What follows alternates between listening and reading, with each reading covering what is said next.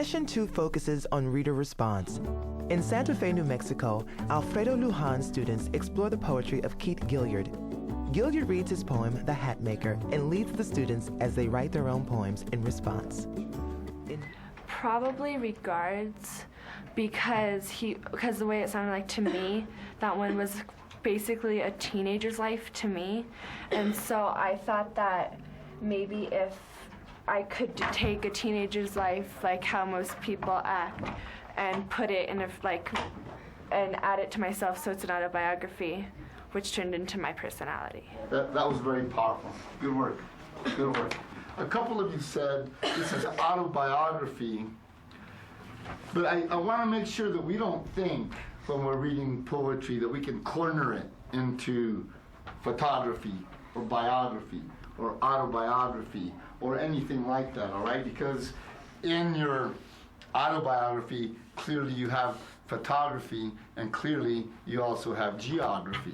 So it all blends together, okay? This gives us something to talk about when we talk about those certain categories of it. But it's all in one poem or in the entire collection. Good work, Liam. Next, what we're gonna do is take a little walk to the plaza, a little stroll on the plaza, all right?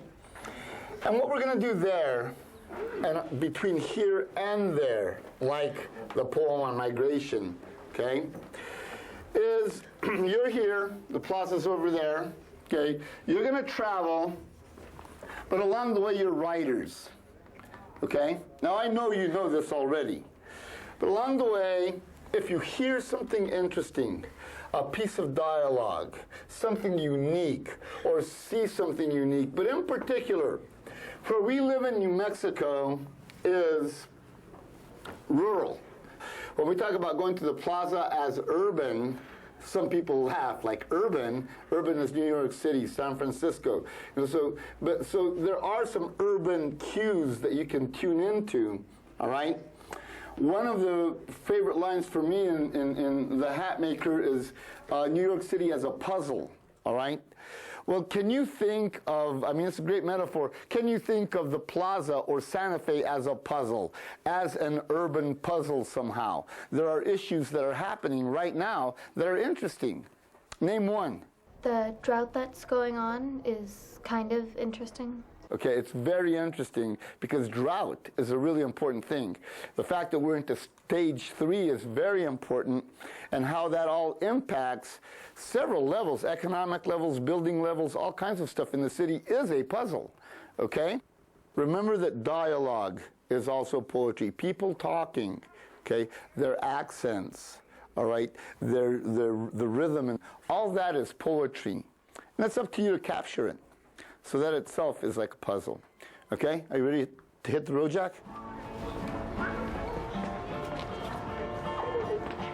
Keith's poetry lends itself to a lot of urban landscape. So I think in engaging with Keith's text as writers and as listeners, it was important for the students to go to a setting where their environment would be more urban. The most urban setting we can get in Santa Fe happens to be within walking distance from our school. Okay, Keith is here. Keith Gilliard, poet, professor at Penn State, and he's your teacher now.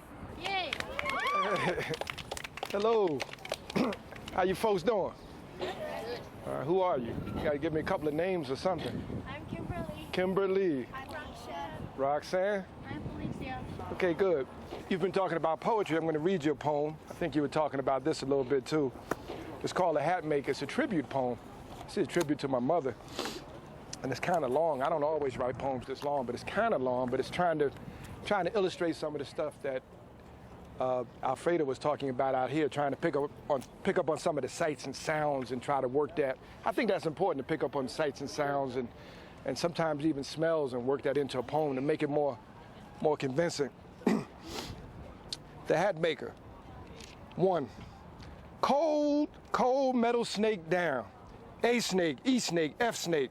Cold metal subway down to the district to make hats. Fingers flipping through felt, rifling through ribbon, paste sequins, mesh feathers, hard, tight straw. didn't matter what style. Hats in 1947.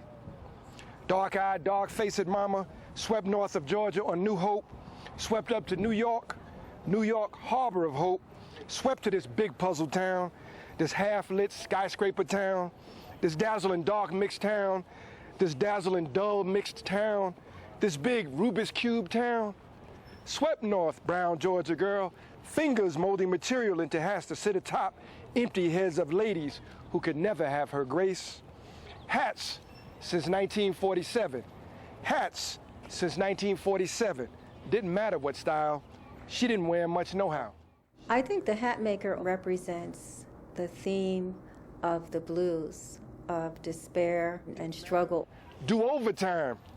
Didn't matter what style. If you read it aloud, you can appreciate the music, the riffs, the refrains as in the blues. Trying to beat this big puzzle town. Beat this big 1947 Jackie Robinson town.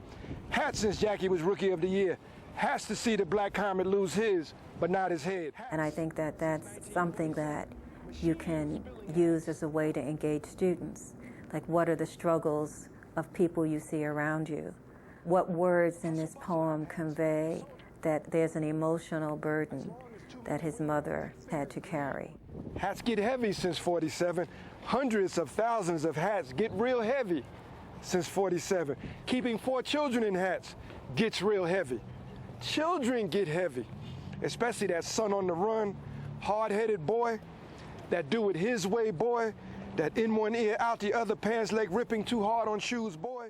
So I think Keith's poems are reflections on what it was like growing up. His poems are a product of his environment and remembering those writers who came out of the 60s and the Black Arts Movement. He wore her pride as his main skimmer in this town. He wore his mother as answer in this big puzzle town. Where's her even now on this cold, bitter night in this cold metal town? This big puzzle, cold metal, snake metal, machine mad, son of a hat maker's town. This son of a hat maker's town. Thank you. Thank you. Okay, you folks ready to do some poeting? Yes. I'm gonna give you a little assignment to get you started. The poem I just read has a lot to do with family, but it also has a lot to do with what's around, like the environment. You heard some of the imagery. It's about the subway, the A snake, that's like the A train, right? That kind of stuff. So it's the subway, the city, the skyscrapers. And so I tried to capture, in some sense, the environment that was around me, since I grew up in New York City. And so now we're out here in the plaza. This is about the busiest, this isn't New York City, but it's about the busiest place in Santa Fe this afternoon. I'm gonna send you folks around and see if you can capture some of these sounds and sights and sounds and put them in a poem. I'll talk a little bit about what I think about when I'm writing a poem. A lot of times, I was in a journalism workshop years ago. That's how I first started writing seriously. We had this guy from the New York Times, 2 reporters. They used to come to my library in my neighborhood every Saturday to work on this newspaper. We put out a newspaper. And so I did a lot of roaming around the neighborhood looking for stories. I was trying to give them a sense of how I work as a poet, like how poems that I write come into being, you know, going back to a journalism background and then also being in tune with a certain musicality, speech rhythm, sounds around me, and usually in an urban environment. That was the reason to send them out and to try to actually do that also, to say, okay, this is how you can also operate as a poet, take advantage, you know, open up the senses, you know, the 5 senses, and really pay attention to the surrounding environment, and then get it down sort of as a reporter, and then begin to talk later about things of shaping particular perspective and so on and so forth. And so, again, you're looking for the engagement in the environment, and so this is sort of how I work, was always the engagement, and so that's what I was trying to model. How's this? That's cool. All right, what I really like about this is the nice, brisk wind pushing at me. You know, I mean, blowing is one thing, you know, it's just like going through my hair is another thing. Some of those are cliche, but pushing at me is really nice. Melted tortilla chips. That's good stuff. You're hitting all your senses right in there. Perfect. Good job. I like it. Okay, let's see what we have. We have some volunteers to read. wants to read a little bit over here. Okay.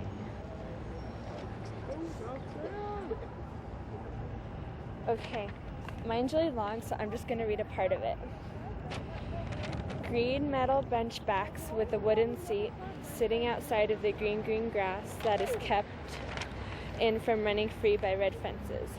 They are there for a reason, but every once in a while you'll find a naughty rule-breaking kid who throws their ice cream on the green grass that is kept from running free. The little old lady with the lavender felt hat. Poetry is really about discovery. And then kids, they're inquisitive, they're naturally inquisitive, and so that is what I was looking to do. I just wanted to connect with them on that level too, where they say, okay, this is possible. There's a sense of possibility in what he does, even though there's a remove, of course, of decades in terms of age, they feel that they can do, that it's possible for them to do. I feel the nice brisk wind pushing at me. I smell the tortilla chips melting in the burning sun. Okay, very good. I'm hearing all that. I'm seeing, feeling, tasting. You folks got questions? You got somebody? Oh, we got somebody down here. Earlier we were discussing what we thought your poemographies meant, about biographies or autobiographies and geography and photography. I was just wondering what you actually wanted that to mean. No, I tell you, when I first thought of it, it was just like stories. The concept of the book was stories through poetry. But I hadn't put in the geography and the photography part. I was thinking more like autobiography. But now, after what you said, the next time somebody asks me that, I'm going to have all that other stuff in there too. There's more than that now. Don't tell anybody. I'm flattered that you folks thought of all that. You have your intention. You have an idea of what you wanted to convey, but language is such that it doesn't nail everything down, so perfectly. And so there's room for interpretation. Once you interpret it, I mean responsible interpretation at some level, but once you interpret, you have as much ownership over that poetry as I do. How does your cultural background affect your poetry? Well, cultural background, how does the cultural background play into poetry? It informs it. I mean, obviously I can't be anything other than what I am, right? I came from a certain time and place and culture.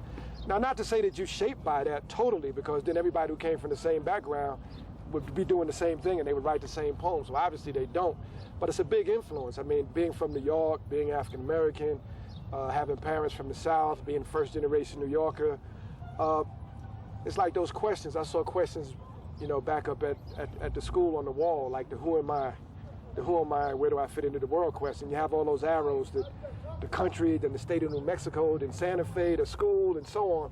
That's true. You're located in time and space relative to all of that, and all that will have something to do with what you produce.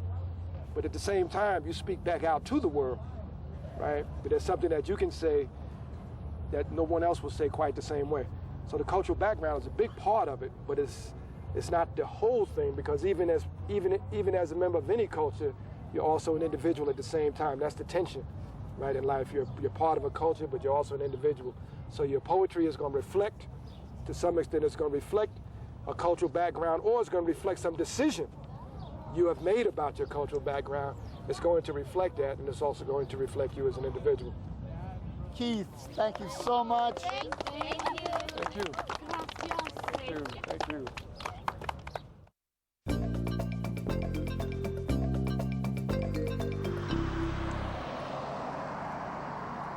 My name is Greg Hurst. I teach at Wolf Point High School on the Fort Peck Indian Reservation in the northeast corner of Montana. It is the home of two tribes, the Sioux and Assiniboine. This year I teach freshman English, and I also teach high school Spanish. Doniktukahe, Oki, Nistua, Nitaniko Sapinamarka. Today we're going to have oral literature. We're going to look at tribal literature. Their preparation very specifically was an overview of Mourning Dove and an analysis of a trickster tale with coyote. In today's session, we actually move from text to storytelling. This is our lodge this morning. Do not accept my hand and shake it unless you want to be part of today, because this is how we handle a tribal society. And if you accept me, you know that I'm a Blackfeet tribal member, then you have to accept my dialect. The moment you shake my hand, I am accepting you in here today as my student, and you then are going to allow me the chance to teach you. What I want you to say in my wonderful language is oki.